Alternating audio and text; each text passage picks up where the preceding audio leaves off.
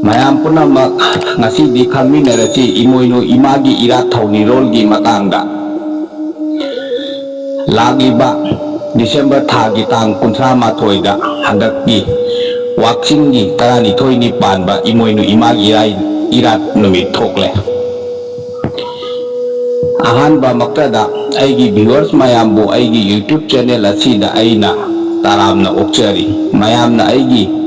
YouTube channel asibu like, share, subscribe tawiduna aibu mayamna thawna hapkat pibagi damak mayambu aina hanna thagatjari aina aigi channel asida video singda haiba ibana chingba kayada soikiba lankiba hayoidaba haikiba haigadabana haihodaba wahai karal chatkiba kaya yaurabasu Maitai maca kangleicha amani khallaga mayamna ngakpiyu haina hanna mayamgi mafamda khurumjari adudi khangminarasi imoinu ima ahong achawbibu kari karamna ira thawramba aduda changba pochang langchang na chingba khudingba khara marik sugaina khangminasi Ima ibema phunga maining phambi achi tattabi arai kangdabi tara chakning khangna chaksobi imoinu ima ahong achawbi bu namu taipang yumthong khudingda wakching thagi pankhalakba tara nithoi ni panba numit thabanda ira thauni pangthok chaduna thaujal heibi imoinu ima dagi yaifa thaujal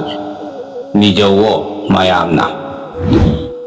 awa ana kokani nungai yaifaba punchi tan panganiya namu taipang imthong khudingi ingkol chaigol nungda hauba hai lei mana masing yensang napi singbi na chingba hektuna sengna chamthok chaduna athel pot ani semgadabani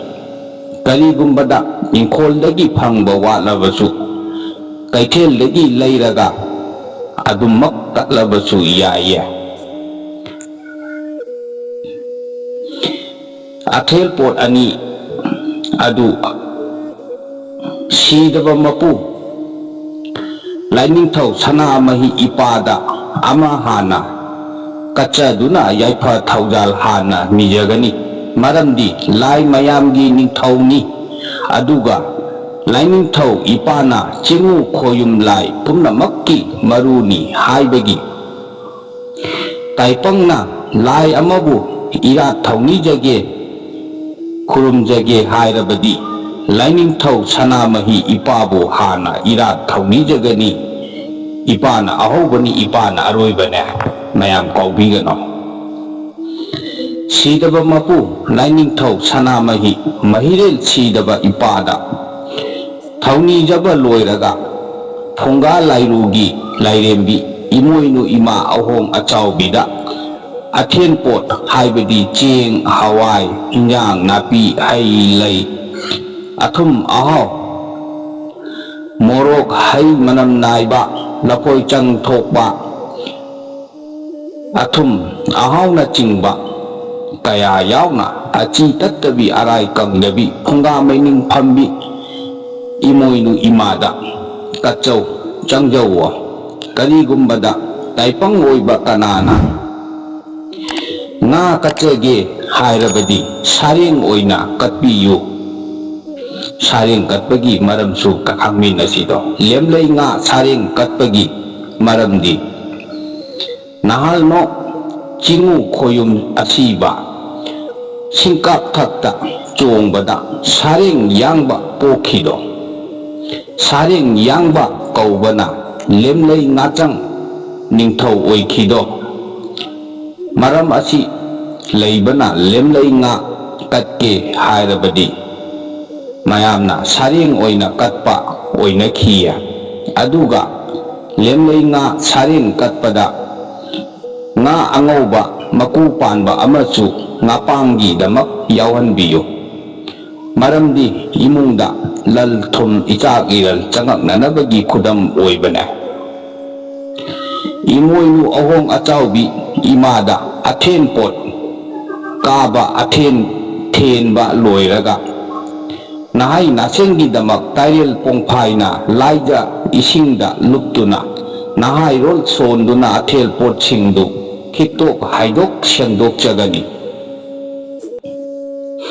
amuk athel pot senbagi matangda kari kari changba haiba kaya dusu khara khangminasi changbi lagi laton amada ching hai lei mana masing hinjang napi thum morok thau maroi mapang lakhoi laphang chang thokpa haigru haining pan manau sing manau yangang manau hai manam naiba leisang mapop ama langthai maton ahum kwa pana makum ama akachel haibadi mayamna dakina haina khangnaba ama asina chingba yauna athel pot ani chap manana semgadabani athel pot lendei ngana chingba khudingmak nahai naseng gringaida hana iko rol tamgadabani mayam iko rol gi laisol chu khara kupna khangminna sido yamna maru oiba thaudang amane asi laija iko rol haibasi ipai puna yamna hakna thabiramba tangkak matang makhal amane adu ngasi mayamgi mafamda aina mayamgi mafamda phongdok chedi khara ka lai waheidi ha tarang i maru sengthoi bi kongba pumsai khong pumsu khong mayai khong chingoi nungjeng nungkhong nungnau bi laija sengthoi bi iram khonglam taret makki laija ikaujari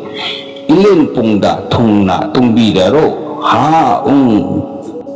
ha yem nai puda laija ising tunglare khanbiyu aduga tairel pungphai paiduna achen pot singdu nahai naseng biyu nahai naseng bagi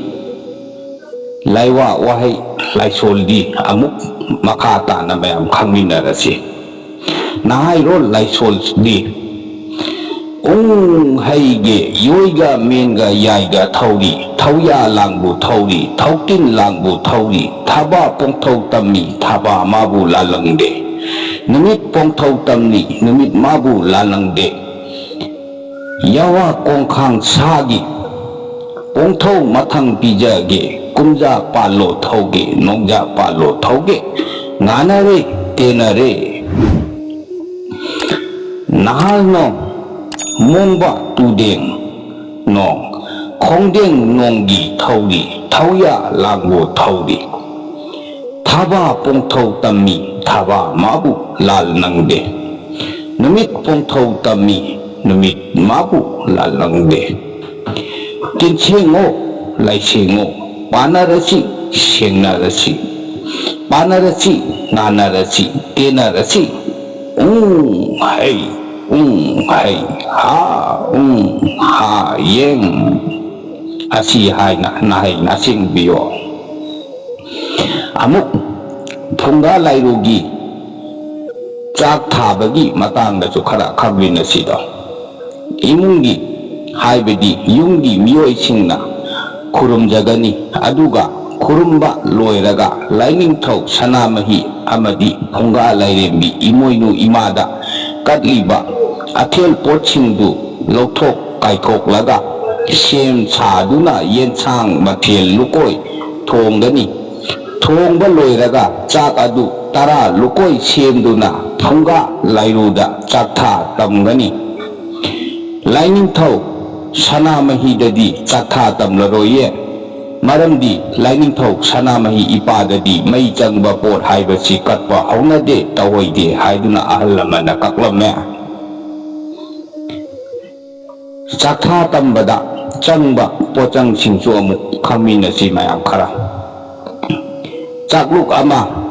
ising hapa chapu macha ama haibidi khujayama hailuk tanga pana tanga maira me kruk thong liba yensang mathel khara khara chakha tamgani chakha tambada imoinu ima ahong achau bigi mingkhairol songadabani akat selchu hapkadabane amuk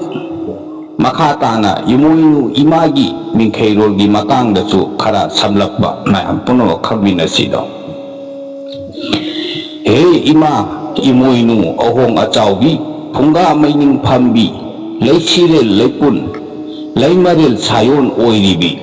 achi tattabi arai kangdabi tara chakning khakna chaksaubi wanglei yening khakna yenchaubi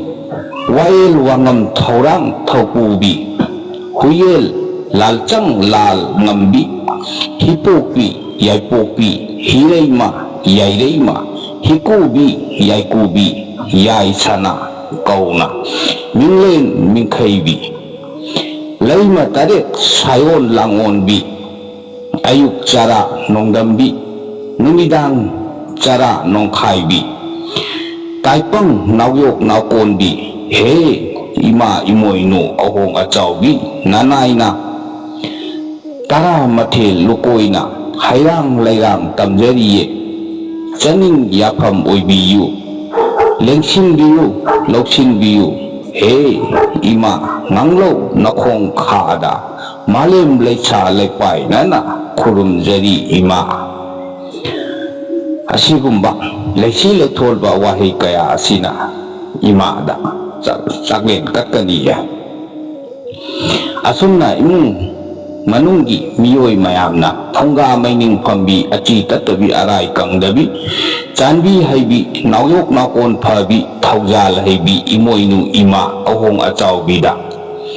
chakha tamjaduna khurumjau thongni jawo mayamna yaifaba nungaiba watapadaba nungaibada nungaiba